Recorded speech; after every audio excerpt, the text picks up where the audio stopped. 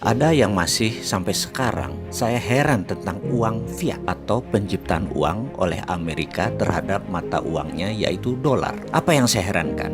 Mereka boleh mencetak uang sesuka-suka mereka, tetapi kalau rupiah mau mencetak harus ada jaminan atau underlying, di mana IMF dan World Bank pasti ngamuk jika tanpa jaminan, terutama jaminannya adalah dolar dan emas. Ayo dong pakar ekonomi yang katanya pinter, bisa jelasin ini nggak? Sementara di sisi Amerika sejak 15 Agustus 1971, tanggal di mana Amerika memutuskan bahwa dolar tidak menggunakan emas sebagai jaminan cetak penerbitan uang tersebut. Itu merupakan tanggal paling bersejarah bagi Amerika. Jauh lebih bersejarah dari terbebasnya perbudakan oleh Lincoln dan jauh lebih bersejarah dari terpilihnya megalomania yang bernama Donald Trump. Karena sejak saat itu Amerika menjadi negara yang sangat kaya. Kenapa? Karena mereka suka-suka cetak uangnya. Sesungguhnya kita harus berani menantang hal ini, terutama para pakar ekonomi kita, dengan pertanyaan sederhana, terbitnya dolar itu berdasarkan apa? Boleh nggak sih saya heran dengan para dosen, para pakar ekonomi, para pejabat ekonomi, profesor, doktor ekonomi, mengapa mereka setuju Amerika cetak sak mau-maunya dan bahkan Anda mencari pembenaran-pembenaran, sementara negara lain tuh haram hukumnya untuk mencetak uang.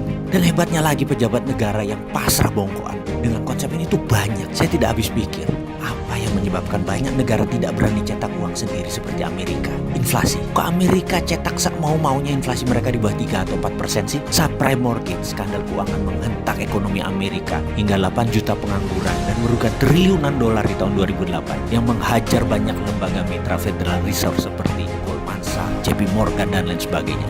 Hanya sebentar selesai masalahnya dengan Federal Reserve printing money billion dolar, lebih besar dari anggaran APBN Indonesia. Kita tanya kemudian, terus mana inflasinya di Amerika? Tahun depan ya 2009 atau 2010 nggak lewat tuh 3% inflasinya. Mengapa Indonesia tidak ikut Amerika juga cetak duit? Ada emang yang menahan? Oh ada. Yang namanya pakar ekonomi.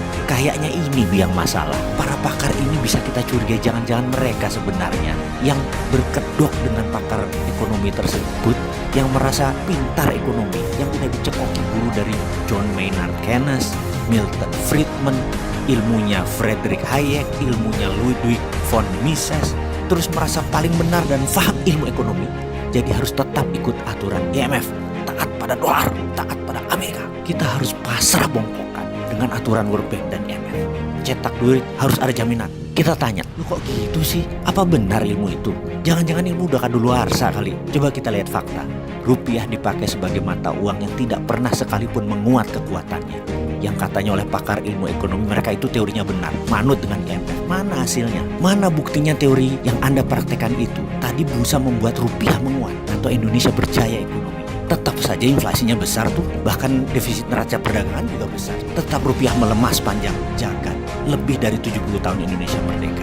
Ke depan bagaimana?